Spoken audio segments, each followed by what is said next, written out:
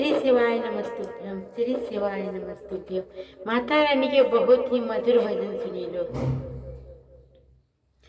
कवना बन बोले कोयलियात, कवना बनवा मोर बोले हो। ये देवी मैया कवना बनवा बोलेली भगवती सेवकवा बटिया जो है लहो। ये देवी मैया कवना बनवा बोलेली भगवती सेवकवा बटिया जो है लहो। एक बन बोलेली कोयलियात, दूजे बनवा मोर बोले हो।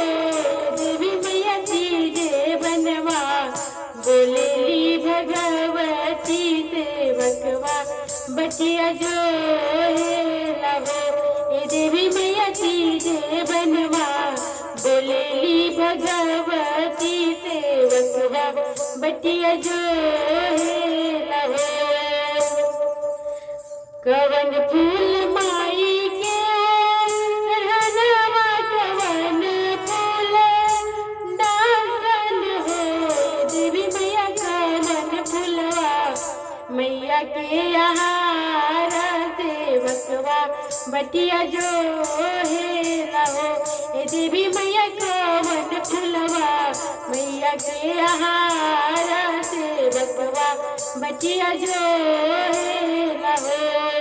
बेली फूल माई के हनवा, चमेली फूलवा दासन हो। देवी मैया अड़हुल फूलवा मैया के आहार सेवकवा बटिया जो है लहो।